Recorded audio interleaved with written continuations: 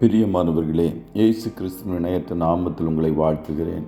இந்த மன்னாட்டுடைய டெய்லி பாட்காஸ்டை கேட்கிற உங்கள் ஒவ்வொருவரையும் கர்த்தர் ஆசீர்வதிப்பாராக. கலாத்தியர் 3வது அதிகாரம் 13வது வசனம் இப்படியாய் கூறுகிறது: மரத்திலே தூக்கப்பட்ட எவனும் சபிக்கப்பட்டவன் என்று எழுதியிருக்கிறபடி கிறிஸ்து நமக்காக சாபமாகி நியாயப்பிரமாணத்தின் சாபத்திற்கு நம்மை நீங்களாக்கி மீட்டு கொண்டார் என்பதாக. சிலுவை எதை குறிக்கிறது? What does the cross represent என்ற தலைப்பின் கீழ் இன்றைய மன்னாவை தியானிக்கப் போகிறோம். சிலுவை ரோமானியர்கள் பயன்படுத்திய மோசமான மரண தண்டனை.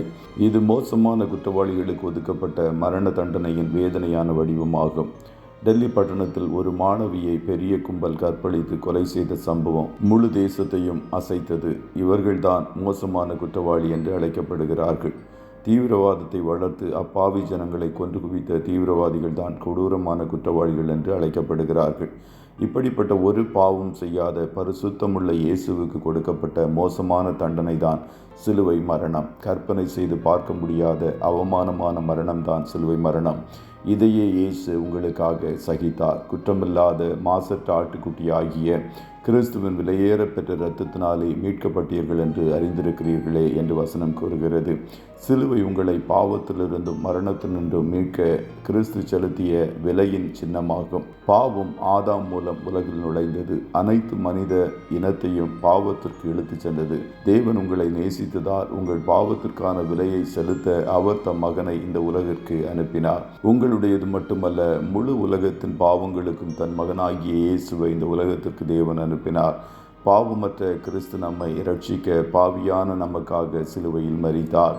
கிறிஸ்துவனிடத்தில் விசுவாசிக்கிறதற்கு மாத்திரமல்ல, அவர் நிமித்தமாக பாடுபடுகிறதற்கும் உங்களுக்கு அருளப்பட்டிருக்கிறது என்று பவுல் கூறுகிறார். கிறிஸ்து தம்மை பின்பற்றுபவர்களிடமிருந்து எதிர்பார்க்கும் அர்ப்பணிப்பின் ஒரு சின்னமாக சிலுவையை பயன்படுத்தினார். கிறிஸ்துவின் நிமித்தம் வரும் சித்திரவதை, ஏளனம், அவமானம் மற்றும் மரணம் உட்பட எதையும் அனுபவிக்க தயாராக இருக்கும் அர்ப்பணிப்பு வேண்டும் என்பதை சிலுவை நமக்கு தெரிவிக்கிறது. மாத்திரமல்ல, சிலுவை அவருடைய அன்பை தெரிவிக்கிறது. இவ்வளவாய் அன்பு கூர்ந்தார் என்பதற்கான எல்லையை ஒருவராலும் அளவிட முடியாது. இப்படி சிலுவை தெரிவிப்பது அநேக காரியங்கள். கடைசியில் சிலுவை நமக்கு தெரிவிப்பது கிறிஸ்துவின் இரத்தம், அவருடைய சிலுவையும் ஒரு விசுவாசியாகிய நீங்கள் அவரில் பெற்றிருக்கும் இறுதியான வெற்றியை குறிக்கிறது. மரணம் நேரிடுகிறதா இருந்தாலும் அதற்கு தப்பும்படி தங்கள் ஜீவனையும் பாராமல் ஆட்டுக்குட்டியின் இரத்தத்தினாலும் தங்கள் சாட்சியின் வசனத்தினாலும் அவனை ஜெயித்தார்கள் என்ற வசனத்தின்படி சிலுவையில் இயேசு சிந்தின இரத்தமும் வசனமும் நீங்கள் ஜெயமுள்ள வாழ்க்கை வாழும்படியாக செய்திருக்கிறது. சிலுவை இல்லாமல் சிங்காசனம் இல்லை. எதை மறந்தாலும் சிலுவையில் அறையப்பட்ட இயேசுவை மறந்து விடாதிருங்கள். கர்த்தர் உங்கள் ஒவ்வொருவரையும் ஆசீர்வதிப்பாராக. ஜெபம் செய்வோமா? நல்ல தகப்பனே, உம்மை நன்றியோடு துதிக்கிறோம். இந்த மன்னாற்றுடைய டெய்லி பாட்காஸ்டை கேட்கிற உம்முடைய பிள்ளைகள் ஒவ்வொருவரையும் கர்த்தர் ஆசீர்வதிப்பீராக. ஆண்டவரே, எங்களை இரட்சிக்கும்படி, எங்களை மீட்கும்படி சிலுவையில் நீர் அவ்வளவு வேதனைகளையும் எங்களுக்காக சகித்தீரே. அதற்காய் கோடி ஸ்தோத்திரம். நாங்கள் ஆசீர்வாதமாய் காணப்படுவதற்காக நீர் சாபமானீரே. அதற்காய் கோடி ஸ்தோத்திரம். எங்களை ஐஸ்வர்யவான்களாய் மாற்றுவதற்காக சிலுவையில் தரித்திரராய் தொங்கிறீரே. அதற்காய் உம்மை நன்றியோடு துதிக்கிறோம்.